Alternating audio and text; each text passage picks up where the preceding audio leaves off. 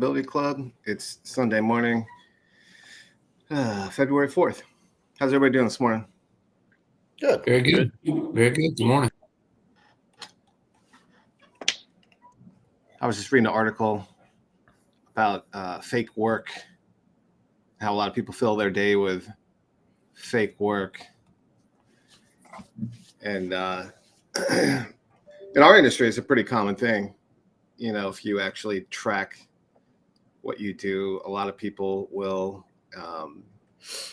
Well, first off, to get them just to track what they're doing is a tough thing. But it's interesting because I can't fit all the real work I need in my into my day. I'm always trying to figure out how to get more real work into the day. And any of you guys ever catch yourself doing fake work? Catch myself doing things that maybe I shouldn't do or that are less productive, but I never really defined it as fake work because I never really heard that term. You know, like, I mean, I guess it's kind of are you referring to the same thing as like just busy work? I mean, our industry is plagued with people that may go into the office or might not even go into the office and spend their day just reacting to the small things that pop up and making that into their big things, and create the mediocrity that's kind of the average mediocre agent in our business is just goes, waits for things to happen, waits for their phone to ring, and then they let their whole sort of day dictated by maybe they have a transaction and, they're gearing up this day for the next day. And then the next day is the actual inspection, All reactionary. Yeah. I doubt any of us on this call really. But I do from time to time find myself, coasting a bit, and I think it's okay here and there. For me, if I take a 5-minute break, it feels like a vacation.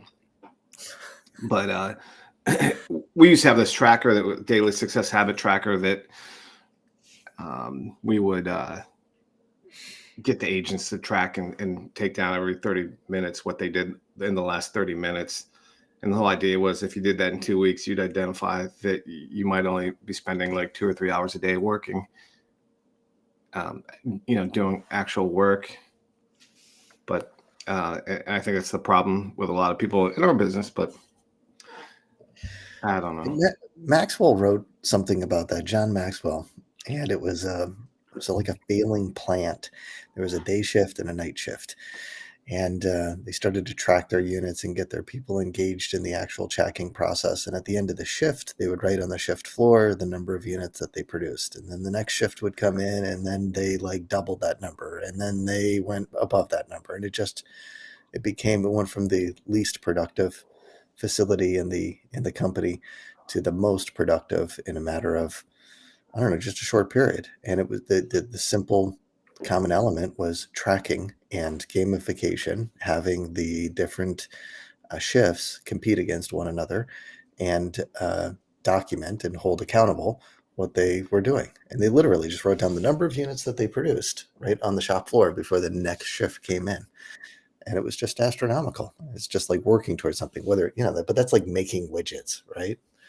So I guess in our area, our widgets are like, how many people are you reaching out to? How many are you doing this? Because there's a lagging measure to all those leading factors, right? Number of calls, number of appointments set, appointments met, contract signed. Yeah, once you have a scoreboard, people can see how they're doing against other people. You get that natural competition. I don't know if any of you guys ride bikes, but if you do a group bike, like road riding, if you do a group ride, it just slowly gets faster and faster because everybody's kind of competing with each other. And so these little groups or pelotons of people or, group rides will end up going really, really fast to the point where sometimes you got to like tell people like, we're not trying to break any records here. But when you get a group of people together competing, I mean, that's awesome for an organization or a company when people are competing. I worked at UPS, back right out of high school, and they tracked everything. They tracked load rate. They tracked misload rate. They tracked Footsteps to the door.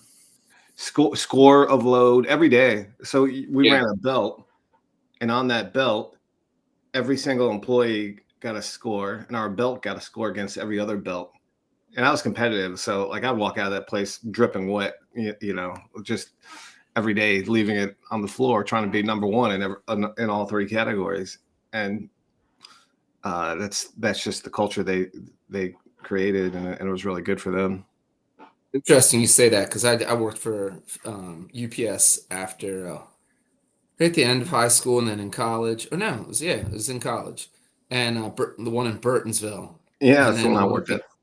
the one in BWI. I think I recall this now that you did, and I always was amazed by it, man, because you were, especially they hired a lot of guys that played ball, and the guys that played ball typically responded well to it.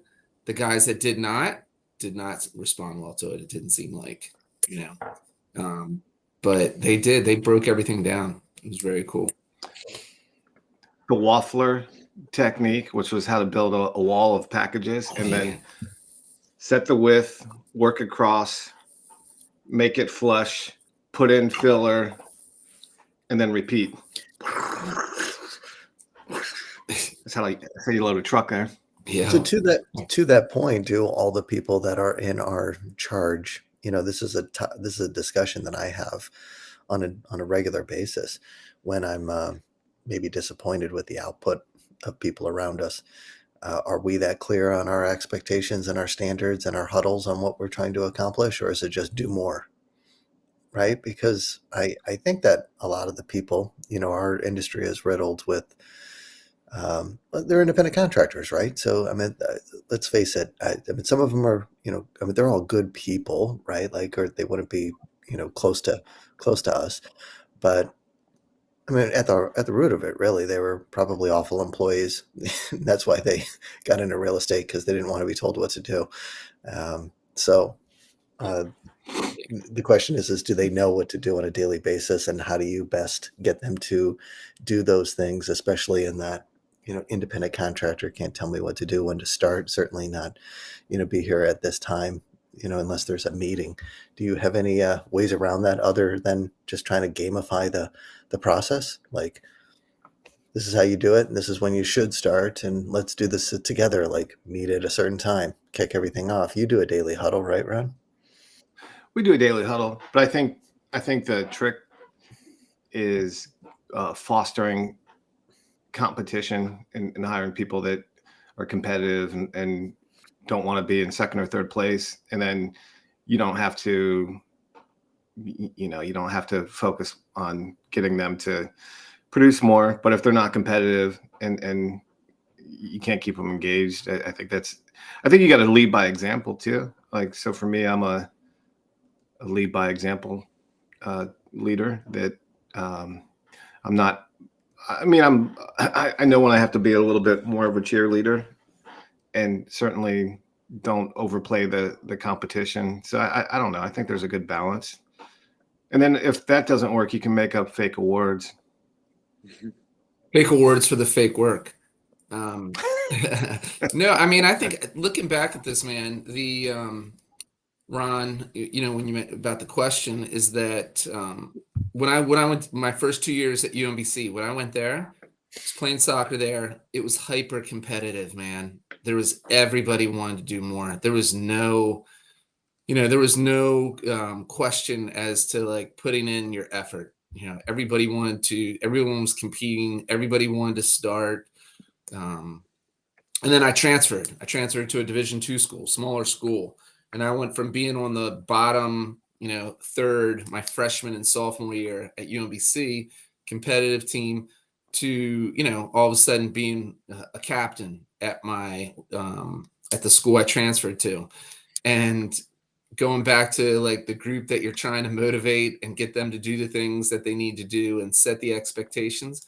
At 20 years old, I wasn't great at that. It was just lead by example. I'll outwork everybody. I'll, coach everybody up from just the work that I do.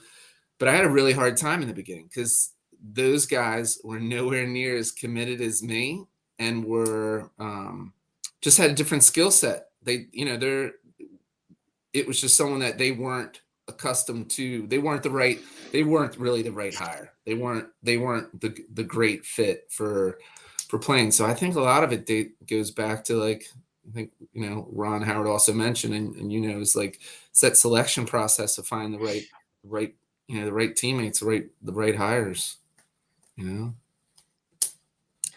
I had a summer job working at a place that it was a bunch of carpenters, and we created